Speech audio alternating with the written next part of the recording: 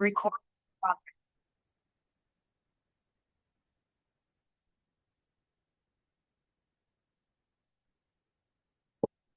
Hello, everyone. I'm Mackenzie Holman, and today I step into the role of an HR manager for an intriguing hiring case for Picasso Company's paint gun factory.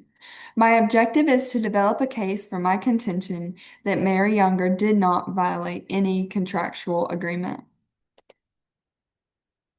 In this scenario, I am the HR manager at Picasso Company. Throughout this presentation, we will delve into the legal and contractual considerations surrounding three key areas: compliance with labor laws, balancing seniority and ability, and grievance procedures. In the following case, Picasso Company is hiring for a day shift leader. Sharon Murphy, the factory manager, began the hiring process and developed a list of qualifications, as did the day shift employees. The list turned out quite similar, as both groups felt that the position required number one, a knowledgeable employee to whom others could turn to for help and who would troubleshoot and offer suggestions, and number two, a self starter who did not need to be told what to do. When the position posted, there were two applicants, Machinist First Class Robert Elder and Machinist Second Class Mary Younger. Younger was rated as qualified for Machinist First Class, but had not yet received a promotion because of lack of vacancies. And Elder was previously a second and third shift leader, but resigned for a day shift position so that he could spend more time with his family.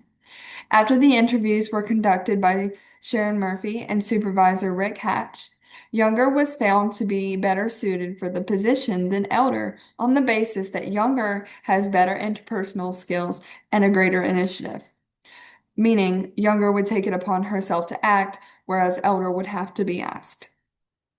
Younger was selected for the first shift leader position, and in response, Elder filed a grievance stating the company violated the collective bargaining argument by failing to consider his seniority and qualifications. My position in this case is that the selection of Mary Younger was not a violation of any contractual agreement. My reason for this is that before the applications were submitted, two main job qualifications were stated, which are a knowledgeable employee who others could turn to for help and who would troubleshoot and offer suggestions. And number two, that they would be a self-starter who did not need to be told what to do, which Mary Younger was. This shows that there was no bias in hiring and that the decision was simply made on based on who was best suited for the day shift position. Hiring decisions as a whole should be made fairly by balancing an employee's seniority and abilities without discrimination. And though Elder was the senior applicant, this does not automatically grant him the position. The second applicant, Mary Younger, was more qualified based on abilities. And we see this again on this scale. You have a man who's getting paid more maybe than he's worth. The money is worth more than he is. Because seniority does not equate to comparable knowledge, skills, or abilities. It's simply the measure of how long you've worked for an organization. And ability, on the other hand, shows how successfully you have accomplished these goals and tasks over a period of time. And it is possible that someone has worked their way to the top seniority wise, yet has only about a year's worth of experience in their knowledge, skills, and abilities. This is why HR managers must carefully weigh out whether or not someone is best suited for a position rather than just give them a position based on seniority. As we mentioned on the previous page, seniority alone should not grant you a position because it does not equate to comparable knowledge, skills, or abilities necessary to do that particular job. This is why an HR manager must weigh out the two before filling a position. From the viewpoint of an HR manager, the decision of selecting Mary Younger as the day shift leader instead of Robert Elder is not a violation of a contract because the two main things to be considered while selecting was seniority and qualification. Qualification does not mean experience. And although Elder had held seniority and the title of a first-class machinist, Younger too would have had that title had a job vacancy been available. This means that Elder and Younger have equal qualifications based on title, and the only difference is that Elder started a few years before Younger. Ooh. Compared side to side, the only thing that made Elder more qualified than Younger was seniority, whereas Younger made up for this difference in her better interpersonal skills and initiative. Therefore, Mary Younger was indeed the more suitable candidate for this position. Both sections 20.1 and 20.4 were listed as potentially relevant contract provisions.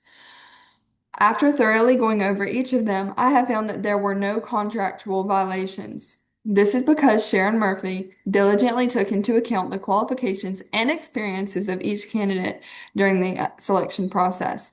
Robert Elder was fairly evaluated for the position after considering his seniority, credentials, and experience. And while Elder had more seniority, Mary Younger was ultimately chosen due to her exceptional qualifications and alignment with the job's criteria, which was well within the parameters of the contract. As an HR manager, it is important to establish protocols for resolving disputes between workers and management. Balancing seniority and ability in grievance discussions requires careful, fair, and transparent HR management.